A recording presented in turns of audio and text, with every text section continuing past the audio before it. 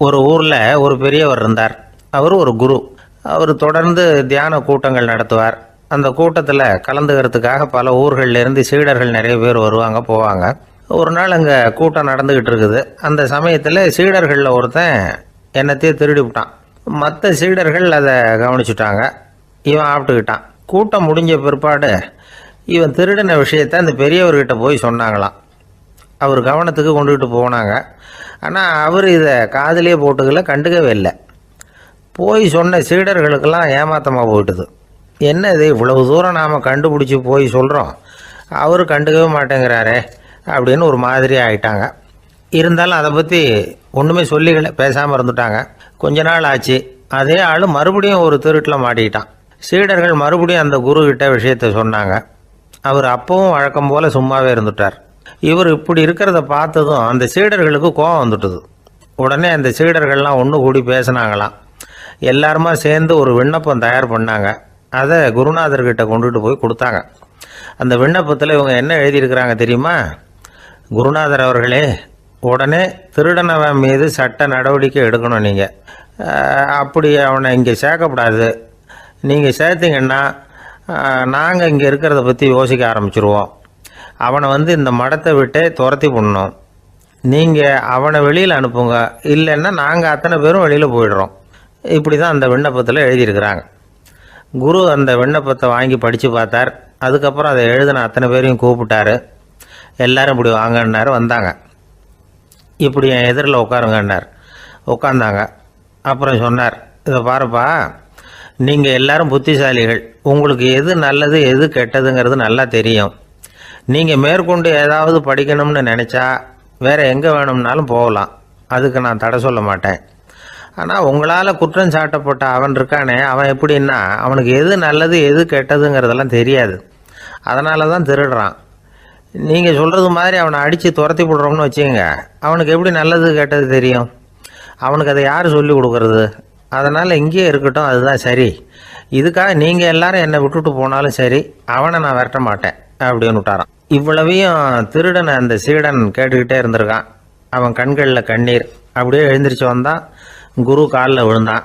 அவன் கண்ணீரில் அவனது தீமை கழுவப்பட்டது அப்படிம்பாங்க. அதாவது சீடர்களுக்கு அந்த குருவோட பெருமை அப்போ தான் புரிஞ்சுதான். ஒரு நல்ல ஆசிரியர் இருக்காருன்னு வச்சுங்க, நல்லா படிக்கிற பையனுக்கு தான் பாடம் சொல்லி கொடுப்பேன்னா அது என்ன பெரிய விஷயமா? மோசமாக படிக்கிறவனையும் மாற்றி காட்டுறேங்கிறது தான் பெருமை. இந்த காலத்து குரு ஒருத்தர் ஒரு ஆசிரமம் வச்சு நடத்திட்டு வந்தார். நிறைய பேர் தினம் வருவாங்க போவாங்க. ஒரு நாள் ஒருத்தன் வந்தான். அந்த குரு முன்னாடி போய் நின்னான். ஐயா, என்ன உங்கள் சீடனாக ஏற்றுக்கணும்னா. அந்த குரு நிமிர்ந்து பார்த்தார். உன்னுடைய நோக்கம் என்னன்னு கேட்டார். ஐயா, உங்ககிட்ட கொஞ்ச நாள் இருந்தேன்னா நல்ல பழக்க வழக்கங்களை கற்றுக்கலாம். அதுக்கப்புறம் வெளியில் போய் ஒரு நல்ல தொழில் தொடங்கி வாழ்க்கையில் முன்னுக்கு வரணுங்கிறது தான் என்னோட நோக்கம் அப்படின்னா. நீ சொல்கிறது சரி, ஆனால் உன்னால் இங்கே நல்ல பழக்க வழக்கங்களை கற்றுக்க முடியலேன்னு வச்சுக்கோ. அப்போ என்ன பண்ணுவேன் அப்படின்னு கேட்டார் அவர். அப்படி ஆச்சுன்னா என்ன, உங்களை மாதிரியே ஒரு ஆசிரமம் ஆரம்பித்து அதுக்கு குருவாக இருந்துட்டு போகிறேன் அப்படின்னு நானும். என்னுடைய நண்பர் ஒருத்தர், அவருக்கு ஜாதகத்தில் நம்பிக்கை உண்டு. அவரே ஜோசியம்லாம் பார்ப்பார். என்ன சார் இந்த காலத்தில் இதையெல்லாம் நம்பிக்கிட்டு இருக்கீங்களே அப்படின்னு கேட்டால், உங்களுக்கு ஒன்றும் தெரியாது சார். இந்த உலகத்தில் ஒவ்வொருத்தரும் அவங்கவங்க செய்கிற நல்லது கெட்டதுக்கு தகுந்த பலனை அனுபவிச்சே தீரணும் பார். அது மட்டும் இல்லை, ஒருத்தர் செத்துட்டா கூட அவன் செஞ்ச பாவ புண்ணியங்கள் கூடவே போய்கிட்டு இருக்கோம் பார். அது எப்படி கூட போவோம் அப்படின்னு குதர்க்கமாக கேட்டால், அதுக்கு அவர் ஒரு கதை சொன்னார். அது ரொம்ப சுவாரஸ்யமாக இருந்தது. அது என்ன கதைன்னா, ஒரு ஊரில் ஒருத்தர் இருந்தாராம். அவர் ஜோசியம் பார்க்குறதுல ரொம்ப கெட்டிக்காரரான். ஒருத்தருடைய தலைமுடியை மட்டும் அவர்கிட்ட காட்டினா போதும், அதை மட்டும் பார்த்துட்டு அவருடைய ஜாதகத்தையே அலசி விடுவாராம். அப்பேற்பட்ட திறமை. அந்த ஆள் ஒரு சமயம் கன்னியாகுமரி கடற்கரைக்கு போயிருந்திருக்கார். அங்கே கரை ஓரமாக ஒரு மண்டை ஓடு கிடந்திருக்கு. அதை எடுத்து பார்த்துருக்கார். அந்த மண்டை ஓட்டை வச்சுக்கிட்டே அதோட ஜாதகத்தை அலசியிருக்கார். இந்த மண்டை ஓட்டுக்கு உரிய ஆசாமி வாழ்க்கையில் ரொம்ப கஷ்டப்பட்டிருக்கணும், நிறைய கஷ்டத்தை அனுபவிச்சிருக்கணும். அது தாங்க முடியாம தான் கடல்ல விழுந்து தற்கொலை பண்ணிட்டு இருக்கான் அப்படிங்கிறத அவர் கணிச்சுட்டார். இருந்தாலும் இந்த மண்டை ஓடு இன்னமும் அனுபவிக்க வேண்டியது பாக்கி இருக்கு அப்படிங்கிறத அவர் உணர்ந்தாராம். அது சரி, ஒருத்தன் உயிரோடு இருக்கிற வரைக்கும் நல்லது கெட்டதை அனுபவிக்க முடியும். செத்ததுக்கு அப்புறமும் பாக்கி இருக்குன்னா அதை எப்படி அனுபவிக்கிறது? இந்த மண்டை ஓட்டுக்கு இன்னும் கொஞ்சம் பாக்கி இருக்குங்கிறது அவருக்கு புரிஞ்சதே தவிர அதோட அர்த்தம் என்னங்கிறது சரியாக விளங்கலை. சரி, இதை இன்னும் கொஞ்சம் விவரமாக ஆராய்ச்சி பண்ணுவோம் அப்படின்னு நினச்சிக்கிட்டு அதை தன்னுடைய வீட்டுக்கு எடுத்துகிட்டு போயிட்டார். அந்த மண்டை ஓட்டை ஒரு பெட்டியில் வச்சு பூட்டினார். தன்னுடைய தனி அறையில் அதை பத்திரமா வச்சுக்கிட்டார். தினமும் ராத்திரி ஆனதும் தன்னுடைய மனைவியை பார்த்து, நீ போய் பூஜை அறையில் தனியாக படுத்துக்க அப்படின்னு சொல்லிவிட்டு தினம் ராத்திரி 12 மணிக்கு பெட்டியை திறந்து அவர் பார்ப்பார். மண்டை ஓடு அப்படியே இருந்ததை தவிர இன்னும் கொஞ்சம் பாக்கி இருக்குங்கிறதுக்கு அர்த்தம் அவருக்கு விளங்கலை. அந்த மண்டை ஓட்டுக்கு இன்னும் என்ன பாக்கி இருக்க போகுது? எப்படியோ ஒரு 10 நாள் போச்சு. அந்த வீட்டம்மாவுக்கு சந்தேகம் வந்துட்டுது. நம்ம வீட்டுக்காரரு நம்மளை தனியாக ஏன் தூங்க சொல்கிறார் அப்படிங்கிற சந்தேகம். உடனே பக்கத்து வீட்டு அம்மா கிட்ட விஷயத்தை சொல்லியிருக்கிறாங்க. அந்த அம்மா உடனே, நீ கவலைப்படாத, நான் கண்டுபிடிச்சி சொல்கிறேன் அப்படின்னு சொல்லிவிட்டாங்களாம். அன்னைக்கு ராத்திரியே ஜன்னல் வழியாக எட்டி பார்த்துருக்குறாங்க. இந்த ஆள் மண்டை ஓட்டை கையில் வச்சுக்கிட்டு அது திருப்பி திருப்பி பார்த்துக்கிட்டு இருக்கிறான். அதை பார்த்துட்டாங்க. மறுநாள் காலையில் அவரோட மனைவியை பார்த்தாங்க. ஏம்மா, உன் வீட்டுக்காரருக்கு நீ முதல் மனைவியா 2வது மனைவியா அப்படின்னு கேட்டாங்களாம். எனக்கு தெரிஞ்ச வரைக்கும் நான் ஒருத்தி தான் அவருடைய மனைவி அப்படின்னாங்களாம் அவங்க. அப்படி இல்லை, நீ அவருக்கு 2வது மனைவி. முதல் மனைவியின் மண்டை ஓட்டை தான் அவர் தினமும் ராத்திரியில் எடுத்து பார்த்துக்கிட்டு இருக்கிறார் அப்படின்னாங்க அடுத்த வீட்டு அம்மா. அப்படியா விஷயம் அப்படின்னு சொல்லிவிட்டு கணவன் வீட்டில் இல்லாத நேரமாக பார்த்து அந்த மண்டை ஓட்டை எடுத்து கொண்டாந்து ஒரு உரல்ல போட்டு உலக்கையால் குத்தி நொறுக்க ஆரம்பிச்சிட்டாங்க. வெளியில் போயிருந்த அந்த ஆள் அப்போ தான் உள்ள நுழைஞ்சார். மண்டை ஓடு உலக்கை கிட்ட குத்து வாங்கிக்கிட்டு இருக்கு. அது அனுபவிக்க வேண்டியது இன்னும் கொஞ்சம் பாக்கி இருக்குங்கிறதுக்கு அர்த்தம் எனக்கு இப்போதான் புரிஞ்சுது அப்படின்னாராம் அவர். இந்த கதையிலேருந்து நாம் இன்னொரு நீதியையும் புரிஞ்சுக்கணும். அதாவது நம்ம வீட்டை பற்றி நமக்கு புரியாததெல்லாம் அடுத்த வீட்டுக்கு.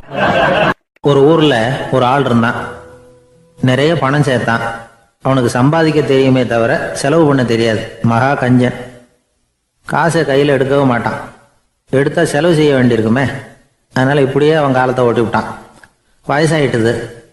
அவனுடைய மனைவி ஒரு நாள் கேட்டாங்க, இவ்வளவு நாளாக நீங்கள் என்னை எங்கேயுமே அழைச்சிட்டு போனதில்லை, இப்போவாவது அழைச்சிட்டு போகக்கூடாதா அப்படின்னாங்க. எங்கே போகணும் சொல்லுன்னா. காசிக்கு போகணும், கங்கையில் குளிக்கணும்னாங்க. இவன் பார்த்தான், இதுக்கு ஏன் அவ்வளோ தூரம் செலவு பண்ணிட்டு போகணும், நம்ம ஊர் ஆற்றுலேயே குளிக்கலாமே, இதுவும் புண்ணிய நதி தான், இங்கே குளித்தா அங்கே குளித்த பலன் கிடைச்சிரும் அப்படின்னா. சரின்னு 2 பேரும் ஆத்தங்கரைக்கு போனாங்க. அன்னைக்கு ஏதோ விசேஷம், நிறைய கூட்டம், நிறைய பேர் குளிச்சுக்கிட்டு இருக்கிறாங்க. கரையில் சில புரோகிதர்கள் நின்றுக்கிட்டு இருக்கிறாங்க. குளிக்கிறதுக்கு முந்தி அவங்கக்கிட்ட உட்காந்தா ஏதோ மந்திரம்லாம் சொல்லுவாங்க. கொஞ்சம் காசு கொடுக்க வேண்டியிருக்கும். அதனால் இவன் என்ன பண்ணான், ஆத்தங்கரையிலேயே கொஞ்சம் தூரம் போனான். ஊரை விட்டு தள்ளி வந்துட்டான். அங்கே யாருமே இல்லை. அப்பாடான்னு சந்தோஷப்பட்டான். குளிக்கலாம்னு புறப்பட்டான். இந்த நேரம் கடவுள் பார்த்தார். இந்த கஞ்சனுக்கு ஏதாவது புத்தி போகட்டணும் அப்படின்னு நினைச்சார். உடனே ஒரு புரோகிதர் மாதிரி உருவத்தை மாற்றிக்கிட்டு அந்த ஆள் முன்னாடி வந்து நின்னார். அவனுக்கு அதிர்ச்சி. இங்கே யாருமே இருக்க மாட்டாங்கன்னு நினச்சா இங்கேயுமே ஒரு ஆள் வந்துட்டாரு, என்ன பண்ணுறதுன்னு யோசனை பண்ணான். புரோகிதர் உருவத்தில் இருந்த கடவுள் சொன்னார், இதை பாருங்க, இன்னைக்கு விசேஷ நாள், நீராடுறதுக்கு முன்னாடி சுயகல்பம் பண்ணிக்கிறது ரொம்ப நல்லது அப்படின்னார். என்கிட்ட பணம் எதுவும் இல்லையேன்னா. பரவாயில்ல, அப்புறமா கொடுங்க, வாங்கிக்கிறேன். ஆனால் ஒன்று, எவ்வளவு கொடுப்பீங்கிறத மட்டும் இப்போவே சொல்லி கொடுங்க அப்படின்னார். இவன் ரொம்ப யோசனை பண்ணான். ஒரு 10 பைசா தரேன் அப்படின்னா. சரின்னு ஒத்துக்கிட்டு எல்லா கிரியைகளையும் அவர் செஞ்சார். அதுக்கப்புறம் கணவனும் மனைவியும் ஆற்றுல குளிச்சாங்க. அவர் போயிட்டார். கொஞ்ச நாள் கழித்து அவன் வீட்டுக்கு வந்தார் கடனை வசூல் பண்ணுறதுக்கு. வாசலில் நின்றுக்கிட்டு இருந்த அவன் மனைவி இவரை பார்த்ததும் தயங்க ஆரம்பித்தாங்க. அந்த அம்மா கிட்ட விஷயத்த சொன்னார். அந்த அம்மா ஓடி போய் உள்ளே இருக்கிற தன்னுடைய கணவர்கிட்ட சொன்னாங்க. அவன் யோசனை பண்ணான், இப்போ வெளியில் போனால் அவனுக்கு 10 காசு கொடுக்க வேண்டியிருக்கும், அதனால் எனக்கு காய்ச்சல்னு அந்த ஆளுகிட்ட சொல்லிவிடு, இன்னொரு சந்தர்ப்பத்தில் என்னை வந்து பார்க்க சொல்லு அப்படின்னா. அந்த அம்மா போய் சொன்னாங்க. அப்படிங்களா, அப்படின்னா அவரை நான் உடனே போய் பார்க்கணுமே அப்படின்னு உள்ளே நுழைய ஆரம்பித்தார். அவங்க மறுபடியும் இருங்க தான் வரேன்னு சொல்லிவிட்டு உள்ள ஓடி விஷயத்த சொன்னாங்க. இது எதுடா வம்பா போச்சு அப்படின்னு பார்த்தான். மனைவியை கிட்டத்தில் கூப்பிட்டான். இதோ பாரு, ஜன்னி கண்டு நான் இறந்து போயிட்டதா சொல்லிவிடு அப்படின்னா சொன்னாங்க. புரோகிதர் பார்த்தார். அப்படின்னா ஒரு வழியாக இருந்து அவருடைய இறுதி சடங்குகளையும் நானே முடிச்சுட்டு போயிடுறேன் அப்படின்னார். உள்ளே இருந்தவன் யோசனை பண்ணான், அந்த ஆள் என்னை விட மாட்டான் போல இருக்கு, அதனால ஒரு சவப்பெட்டியில் என்னை வச்சு தூக்கிக்கிட்டு மயானத்துக்கு போங்க பார்த்துக்கலாம் அப்படின்னா. புரோகிதரும் விடுற மாதிரி இல்லை, கூடவே நடந்து போயிட்டு இருக்கிறார். அங்கே இறக்கி சடங்குகளை முடிச்சுட்டு தீ வைக்கிற நேரம் பொட்டிக்குள்ளே இருந்த நம்ம ஆள் அலறி அடிச்சுட்டு வெளியில் ஓடி வந்தான். புரோகிதர் உருவத்தில் இருந்த கடவுள் சிரிச்சார், தன்னுடைய சுய உருவத்தை காட்டினார். அதுக்கப்புறம் அவனை கூப்பிட்டு, இதை பாருப்பா, ஏன் இப்படி அல்லாடுற, ஏதாவது வர வேணும்னா கேள் தரேன் அப்படின்னார். அவன் யோசனை பண்ணான், பகவானே ஒரே ஒரு வரம் தான் உங்ககிட்ட கேட்கணும்னா. என்ன வேணும் கேளுன்னார். அந்த 10 பைசா தட்சணையை தள்ளுபடி பண்ணா போதும் அப்படின்னா. கடவுளும் சரின்னு சொல்லிட்டு போயிட்டார். இப்படி ஒரு கதையை சுவாமி சிவானந்தர் சொல்லியிருக்கிறார். செல்வந்தர்கள் பல பேர் இப்படித்தான் இருக்கிறாங்க, தாங்களும் அனுபவிக்க மாட்டாங்க, அடுத்தவங்களுக்கும் கொடுக்க மாட்டாங்க. இது மாதிரியான கஞ்சர்களுக்கு இந்த உலகம் இல்லை அந்த உலகம் இல்லைங்கிறார் அவர். இந்த கதையில கடவுள் கடன் வசூலுக்கு வந்தது மாதிரி நம்ம ஊர் ஆள் ஒருத்தன் இன்னொருத்தர்கிட்ட 10 பைசா கடன் கொடுத்துட்டான். திருப்பி வாங்கறதுக்கு நடையா நடக்கிறான். கடைசியா கேட்டான், நீ எப்பதான் கடனை திருப்பி தரப்போற, அதை முடிவா சொல்லுன்னா. வர்ற வியாழக்கிழமை கண்டிப்பா கொடுத்துருவேன் அப்படின்னானா அவன். அன்னைக்கு நான் ஊர்ல இருக்க மாட்டேனே அப்படின்னானா இவன். அதனால என்ன, நானும் தான் அன்னைக்கு ஊர்ல இருக்க மாட்டேன் அப்படின்னானா. ஒரு ஊர்ல ஒரு இளைஞன் இருந்தான். ஒரு நாள் அவன் ஒரு குருவை தேடிட்டு புறப்பட்டான். ஊரை விட்டு வெளியில போனான். போகிற வழியில ஒரு காடு. அந்த காட்டில் ஒரு மரத்தடியில் ஒரு பெரியவர் உட்காந்துருக்கிறார். அமைதியாக மௌனமாக அவர் அமர்ந்திருக்கிறார். இந்த பெரியவரை விசாரிக்கலாம், குருவை தேடி கண்டுபிடிக்கிறதுக்கு இவர் ஏதாவது ஒரு வழி சொல்லி கொடுப்பார் அப்படின்னு நினச்சிக்கிட்டு அவரை நெருங்கினான். ஐயா, எனக்கு ஒரு குரு தேவை, எங்கே கிடைப்பார், அவரை எப்படி அடையாளம் கண்டுபிடிக்கிறது, அதை பற்றி ஏதாவது விவரம் சொன்னீங்கன்னா நான் கண்டுபிடிச்சிக்குவேன் அப்படின்ட்டுருக்கான். பெரியவர் நிமிர்ந்து பார்த்தார். தம்பி, அது ரொம்ப சுலபம். அவர் வயசானவராக இருப்பார், என்னை விட சுமார் 30 வயசு அதிகமாக இருக்கும். அவர் ஒரு மரத்தடியில் தான் உட்காந்துருப்பார் அப்படின்ட்டுருக்கான். சரிங்க பெரியவரே, அது என்ன மாதிரியான மரம், எப்படி இருக்கும் அப்படின்னு கேட்டிருக்கான். பெரியவர் அந்த விவரங்களையும் சொல்லியிருக்கிறாரு. அது மட்டும் இல்லை, சந்திக்கிற நாள், நேரம், வினாடி முதற்கொண்டு எல்லா விவரங்களையும் துல்லியமாக சொன்னாராம். இவ்வளவு விவரங்களை இவரால் எப்படி சொல்ல முடியுது அப்படின்னு இவனுக்கு ஆச்சரியம். இருந்தாலும் அந்த பெரியவர் கடைசியாக ஒரு விவரம் சொன்னார். அது என்ன தெரியுமா, எப்படியும் நீ அவரை சந்திக்கிறதுக்கு ஒரு 30 வருஷம் ஆகும் அப்படின்னு சொல்லிவிட்டாரான். ரொம்ப நன்றிங்க பெரியவரே அப்படின்னு சொல்லிவிட்டு அந்த இளைஞன் புறப்பட்டுருக்கான். இப்போ அவனுக்கு குரு பற்றின விவரம் எல்லாம் கிடைச்சிட்டுது, சந்திக்கிற நேரமும் தெரிஞ்சுட்டுது. ஆனால் 30 வருஷம் அவரை தேடி அலைய வேண்டியிருக்குமே. அவன் தேட ஆரம்பித்தான். காடு மலை எல்லாம் சுற்றி அலைஞ்சான். பல வருஷங்கள் தேடினான், அழுத்து போயிட்டான். கடைசியில் அவனுக்கும் வயசாகிட்டுது. கடைசியில் தன்னுடைய சொந்த ஊருக்கே திரும்பி போயிட்டு இருந்தான். அங்கே ஒரு மரத்தடியில் அவன் தேடிக்கிட்டு இருந்த குருநாதர் கிடைச்சார். யார் அவருன்னா, 30 வருஷத்துக்கு முன்னாடி வழி சொல்லி கொடுத்தாருல அதே பெரியவர். அவருக்கு இப்போ 30 வயசு அதிகமாக இருந்தது. அதே மரம். அன்னைக்கு பெரியவர் சொன்ன அடையாளம் இப்போ பொருத்தமாக இருந்தது. இப்போ அந்த பெரியவர் சொன்னார், சரியாக வந்து சேர்ந்துட்டேன், வா, உனக்காக தான் நான் இவ்வளவு காலமும் காத்துக்கிட்டு இருந்தேன் அப்படின்னாரான். என்ன சொல்கிறீங்கன்றிருக்கான். 30 வருஷத்துக்கு முன்னாடி என்கிட்ட வந்தியே, அப்போவே என் காலம் வந்து முடிஞ்சு போயிருந்தது. அப்போவே என்ன உனக்கு அடையாளம் தெரியல, அதனால் இவ்வளவு காலம் உனக்காக காத்துட்டு இருக்கும்படி ஆயிட்டுது அப்படின்னாராம். ஐயா, அப்போவே நீங்கள் சொல்லியிருக்கலாமே, இதுதான் 30 வருஷம் கழித்து நீ சந்திக்க போகிற இடம், நான் தான் உன்னுடைய குரு அப்படின்னு சொல்லியிருக்கலாமே அப்படின்ட்டுருக்கான். அந்த பெரியவர் சிரிச்சுக்கிட்டே இதுக்கு பதில் சொன்னாராம். நான் எவ்வளவோ விவரமாக தான் சொன்னேன், நீ சரியாக புரிஞ்சிக்கல. காரணம், அப்போ நீ போதுமான அளவுக்கு பக்குவம் பெற்றிருக்கவில்லை, அதனால் புரியும் சக்தி இல்லாமல் போயிட்டுது. அப்போ 30 ஆண்டு காலம் நீ அலைஞ்சு தெரிஞ்சிருக்கிற, அது காரணமாக இப்போ உனக்கு அந்த பக்குவம் வந்துட்டுது. அதனால தான் அடையாளம் காண முடிஞ்சது, நானே உன்னுடைய குரு அப்படின்னாராம். இதுலேருந்து என்ன தெரியுதுன்னா, ஆன்மீகத்தில் மாணவனாக சேர்றதுக்கு கூட ஒரு பக்குவத்தன்மை தேவைப்படுது. ஒரு பெரிய ஞானி, அவர்கிட்ட சீடனாக இருக்க ஒருத்தன் வந்தான். எதிரில் நின்னா. ஞானி அவனை வெகு நேரம் உற்று பார்த்தார். அப்புறம் சொன்னார், சீடனாக இருக்கிறது ரொம்ப சிரமம்னார். நான் தயாராக இருக்கிறேன்னா. அது இன்னமும் சிரமமாச்சே, இங்கே வந்து குருவாக இருக்கிறது மட்டுமே சுலபம் அப்படின்னாராம். அப்படின்னா நான் குருவாகவே ஆயிடுறேன் அப்படின்னானா. இது போலவே இந்த காலத்தில் கதை ஒன்று உண்டு. ஒரு பள்ளிக்கூடத்தில் வகுப்பு ஆசிரியர் மாணவனை திட்டிக்கிட்டு இருந்தார். டேய், நீ 100க்கு 10 மார்க்கு தான் வாங்கிக்கிட்டு இருக்க, இவ்வளவு மோசமாக நீ படித்தா கடைசியில் மாடு மேய்க்கிறது கூட லாய்க்கு இல்லாதவனா ஆகிடுவேன், அதுக்கப்புறம் என்ன செய்ய போகிறேன் அப்படின்னாராம். பையன் தலையை சொரிஞ்சிக்கிட்டே சொன்னானா, சார் அப்படின்னா ஒன்று செய்கிறேன் அப்படின்னானா. இவர் கேட்டிருக்கார், என்ன செய்ய போகிறேன்னு. வேற என்ன சார், உங்களை மாதிரி ஒரு ஆசிரியர் ஆகிடுறேன் அப்படின்னு நானும். இமயமலை அடிவாரத்தில் ஒரு மடம், அங்கே ஒரு சன்னியாசி இருந்தார். அவர்கிட்ட ஒருத்தர் வந்தார். சுவாமி, ஆசையை உதற நினைக்கிறேன், முடியல, ஒட்டிக்கிட்டே வருது அப்படின்னாராம். இப்படி உட்கார, ஒரு கதை சொல்கிறேன் அப்படின்னு சொல்லி அவர் சொல்ல ஆரம்பித்தாராம். அவர் சொன்ன கதை என்னென்னா, ஒரு ஊரில் ஒரு ஆள் இருந்தான். அவன் பேர் குப்புசாமி. அவன்கிட்ட எப்பவும் ஒரு பழைய தொப்பி இருக்கும், விடவே மாட்டான். அதனால் அவனை எல்லோரும் தொப்பி சாமி அப்படின்னு தான் கூப்பிடுறது வழக்கம். ஒரு புது தொப்பி வாங்கிக்கப்படாதாப்பா அப்படின்னு நண்பர்கள்லாம் சொல்லி பார்த்தாங்க. பணத்துக்கு எங்கே போவேன் அப்படின்னு விட்டானான். பணம் வச்சுருக்கான், செலவு பண்ண மனசு வரல, மகா கஞ்சன். பழைய பாட்டில்கள்லாம் வாங்கி விற்றுக்கிட்டு இருந்தான். அப்படி ஒரு தடவை பழைய கண்ணாடி சாமான்களை ஏலத்தில் எடுத்தப்போ அதில் ஒரு அருமையான சென்ட்டு பாட்டில் கிடச்சிது. உடனே ஒரு ஐடியா பண்ணான். அந்த சென்ட்டை சின்ன சின்ன பாட்டில்களில் அடைச்சி ஜன்னல் ஓரமாக அடுக்கி வச்சுட்டான். அதை விற்றா நிறைய பணம் கிடைக்குமே, அதனால். இதுக்கு இடையில் ஒரு நாள் அவன் அப்படியே உட்காந்துருந்தான். அந்த நேரம் நண்பன் வந்தான். ஏண்டா, உன் பழைய தொப்பியை மாற்றப்படாதா, ஊரில் எல்லோரும் கேலி பேசுகிறாங்களே உன்னை தொப்பி சாமின்னு அப்படின்னு சொல்லி கேட்டிருக்கான். இந்த சென்ட்டு பாட்டில் விற்றதும் பணம் வரும், அதுக்கப்புறம் பார்க்கலாம் அப்படின்னு நானா இவன். சரி வா, நீச்சல் குளத்துக்கு போயிட்டு வருவோம் அப்படின்னு கூப்பிட்ருக்கான் நண்பன். 2 பேரும் போனாங்க. அதே நேரம் அந்த ஊர் நீதிபதியும் அங்கே குளிக்க வந்தாராம். அவர்கிட்ட இருந்தது விலை வசந்த ஒரு புது தொப்பி. அதை அங்கே இருந்த ஸ்டாண்டில் மாட்டிவிட்டு குளிக்க போனார். இதுக்கிடையில் குப்புசாமி குளிச்சுட்டு வந்தான். அவனுடைய பழைய தொப்பியை காணலை.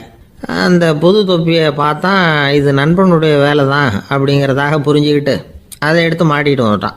நீதிபதி குளிச்சுட்டு வந்து பார்க்குறாரு, தொப்பியை காணும். போலீஸில் புகார் கொடுத்தார். அவங்க தேடினாங்க. ஒரு மூலையில் பழைய தொப்பி கிடச்சிது. அடடா, இது நம்ம குப்புசாமியோட தொப்பி இல்லையா அப்படின்னு நானா ஒருத்தன். உடனே அவன் வீட்டுக்கு தேடிட்டு போயிருக்காங்க. அங்கே போய் பார்த்தா புது தொப்பி அங்கே இருக்குது. உடனே அவனுக்கு 1000 ரூபா அபராதம் போட்டாங்களாம். அவன் பணத்தை கட்டிவிட்டு ரொம்ப எரிச்சலோடு வீட்டுக்கு வந்தான். பழைய தொப்பி கண்ணில் பட்டது. மறுபடியும் உன்னால் தானே எனக்கு 1000 ரூபா நஷ்டம் அப்படின்னு சொல்லி அதை எடுத்துக்கிட்டு அப்படி போயிருக்கான்.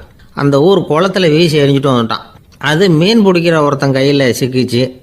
அவன் வர்ற வழியில் அதை எடுத்து வேகமாக வீசி எறிஞ்சான். அது நேராக குப்புசாமி வீட்டு ஜன்னல் வழியாக உள்ளே இந்த சென்ட்டு பாட்டில்கள் மேலே விழுந்து எல்லாம் உடஞ்சி நொறுங்கி போச்சு. குப்புசாமி பார்த்தான். தோட்டத்தில் ஆழமாக ஒரு குழியை வெட்டினான். அந்த தொப்பியை போட்டான், மூடிவிட்டான். இதை அடுத்த வீட்டுக்காரன் பார்த்தான். ஏதோ புதையல் தான் வச்சுருக்கான் போல இருக்குன்னு நினச்சான். போலீஸில் போய் புகார் கொடுத்துட்டான். மறுபடியும் போலீஸ் குழியை தோண்டினாங்க. பழைய தொப்பி மறுபடியும் வெளியில் வந்தது. எல்லோரும் சிரிக்கிறாங்க. அன்னைக்கு ராத்திரியே அந்த தொப்பியை எடுத்துக்கிட்டு நேராக புறப்பட்டான். ஒரு கல்லில் அதை சேர்த்து கட்டி குடிநீர் தொட்டி இருக்கும்ல, அதில் போட்டுட்டு வந்துட்டான். இனிமேல் என்ன பண்ணும் பார்ப்போன்னு. ஒரு நாள் திடீர்னு குழாயெல்லாம் அடைப்பட்டு போச்சு.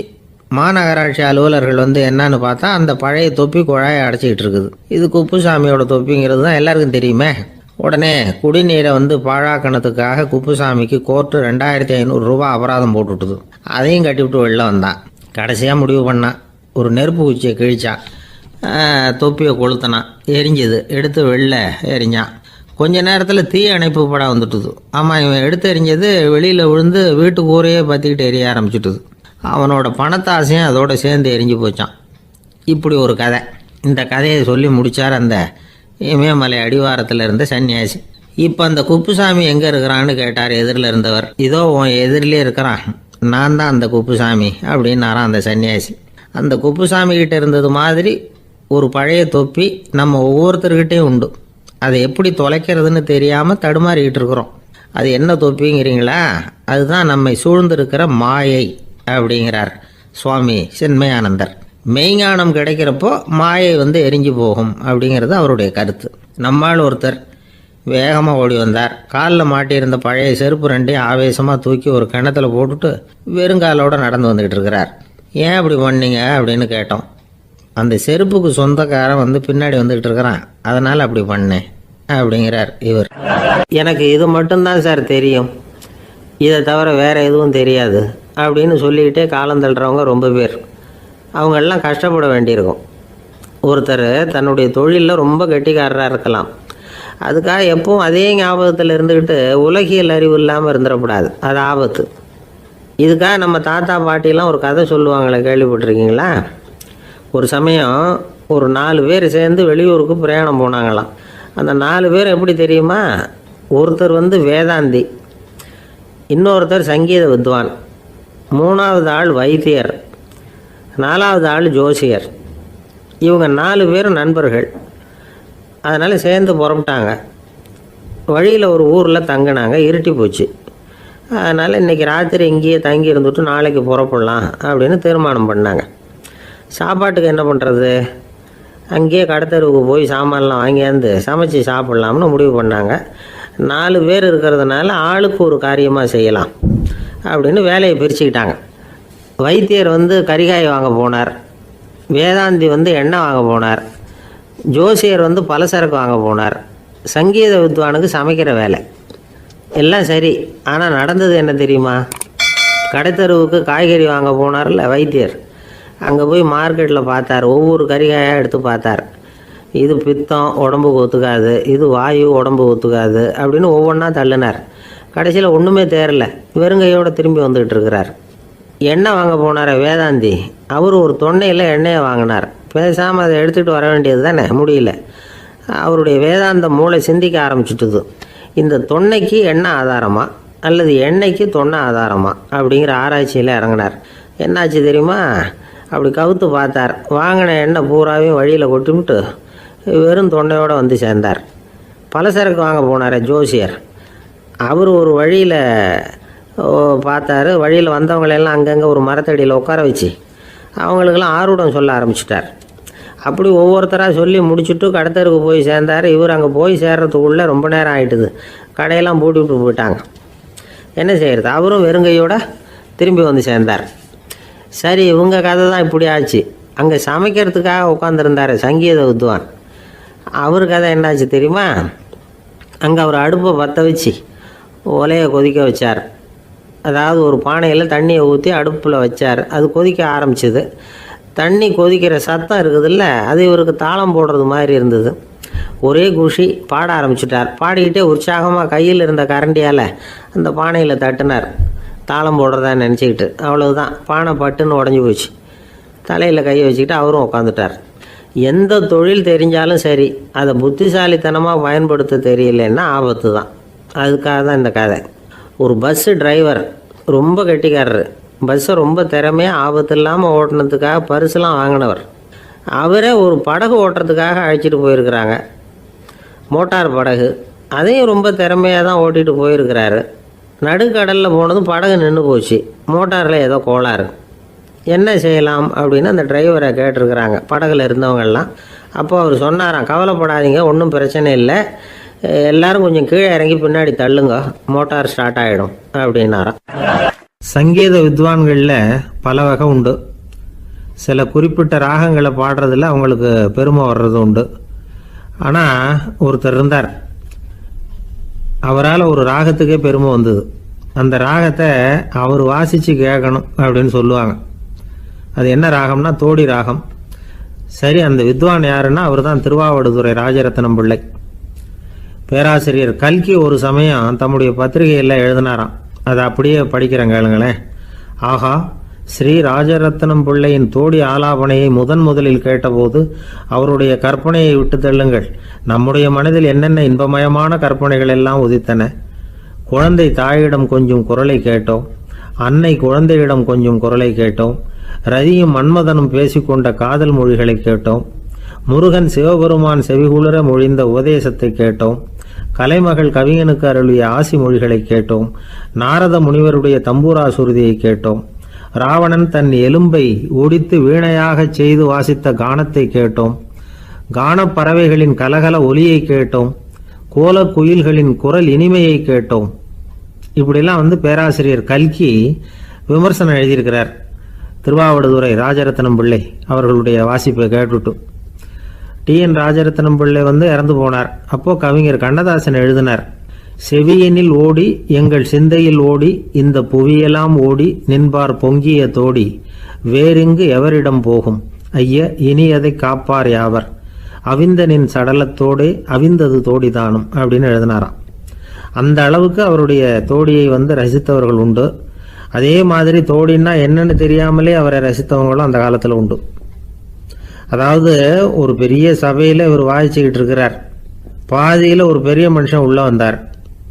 அவர் உடம்புல பட்டு வேஷ்டி, ஜருகை, அங்கவஸ்திரம், வாயில் வெத்தலை, வாசனை புகையில, காதில் வைரக்கடுக்கன், கழுத்தில் தங்க சங்கிலி, கை விரல் பூரா மோதிரம், கையில் ஒரு வெள்ளி வெத்தலை புட்டி, உதவிக்கு 2 பேர் பக்கத்தில். இவ்வளவு பந்தாவோடு வரார் கச்சேரி கேட்குறதுக்கு. இப்படி வந்தவர் முதல் வரிசையில் வந்து உட்காந்தார். வித்வான் வாசித்து முடித்ததும் இவர் அவரை பார்த்து, ஐயா, நீங்கள் தோடி வாசிக்கிறதுல ரொம்ப கெட்டிக்காரர்னு கேள்விப்பட்டிருக்கேன், அதை கேட்கறதுக்காக தான் மெனக்கிட்டு வந்திருக்கிறேன், அதை வாசிங்களேன் அப்படின்னாராம் இந்த பெரியவர். ராஜரத்னம் பிள்ளைக்கு ஒன்றும் புரியல. ஏன்னா இது வரைக்கும் அவர் வாசிச்சுக்கிட்டு இருந்ததே அந்த தோடி ராகத்தை தான். அதை வாசித்து முடித்ததும் அதை வாசிங்களேன்னு இவர் கேட்குறார். அப்படின்னா இவரோட ஞானம் எப்படிப்பட்டது? இவ்வளவும் கேட்டுட்டு இப்படி கேட்குறாரே அப்படின்னு அவர் யோசிச்சிருக்கிறார் ராஜரத்னம் பிள்ளை. உடனே என்ன பண்ணார் தெரியுமா? பக்கத்தில் ரொம்ப சாதுவாக சுருதி போட்டுக்கிட்டு இருந்த ஒரு முதுகில் ஓங்கி ஒரு குத்து விட்டாராம். அவருக்கு ஒன்றும் புரியல, எதுக்கு நம்மளை அடிக்கிறார் இவர், நம்மளை குத்துறாரு வித்வான்னு. அவர் அதிர்ச்சியால் இவர் நிமிர்ந்து பார்த்துருக்கார். அப்போ ராஜரத்னம் பிள்ளை சொன்னாராம், ஏய்யா, ஐயா பெரிய மனுஷன், என்னுடைய பரம ரசிகர், தோடி ராகம் கேட்கணுங்கிறதுக்காக இவ்வளோ தூரம் வந்திருக்கிறார், வந்து வரிசையில் உட்காந்துருக்கார். நீ இந்த சமயம் பார்த்து தோடி ராகம் வாசிக்கிற நாதஸ்வரத்தை வீட்டில் வச்சுட்டு வந்துட்டியே, இப்போ ஐயாவுக்காக அந்த ராகத்தை நான் எப்படி வாசிக்கிறது அப்படின்னு சொல்லிவிட்டு மறுபடியும் முதுகில் ஒரு அடி கொடுத்தாராம். அடி வாங்கினவருக்கே சிரிப்பு அடக்க முடியலையா. காசியில் இருக்கிற கடவுள் காசி விஸ்வநாதர், அங்கே இருக்கிற தேவி காசி விசாலாட்சி. இவங்க 2 பேரும் ஒரு நாள் பேசிக்கிட்டு இருந்தப்போ கடவுள் சொன்னார், இந்த மனிதர்களை நாம் ரொம்பவும் நம்பிக்கையோடு தான் படைச்சிருக்கிறோம், இருந்தாலும் அவங்களுக்கு தான் நம்பிக்கை இல்லை, எதுலேயும் ஒரு உண்மையான நம்பிக்கை இல்லாமல் வாழ்ந்துக்கிட்டு இருக்கிறாங்க அப்படின்னார். என்ன அப்படி சொல்கிறீங்க? அதை பாருங்கள், எவ்வளவு பேர் காசியை தேடிட்டு வந்து கங்கையில் குளிச்சுக்கிட்டு இருக்கிறாங்க, அவங்களெலாம் நம்பிக்கை இல்லைன்னா இவ்வளவு தூரம் தேடிட்டு வந்து இங்கே குளிப்பாங்களா அப்படின்னு நாங்கள் தேவி. சரி, அதை சோதித்து பார்க்கலாம் அப்படின்னு 2 பேரும் முடிவு பண்ணிக்கிட்டாங்க. உடனே ஒரு திட்டம் போட்டாங்க. அது எப்படின்னா, நாம் 2 பேருமே பக்தர்கள் மாதிரி உருவத்தை மாற்றிக்கிட்டு கங்கை கரைக்கு போக வேண்டியது. நான் வந்து கங்கையில் இறங்கி குளிக்கிறேன், கொஞ்ச நேரத்தில் சுழலில் மாட்டிக்கிட்டது மாதிரி நடிக்கிறேன்.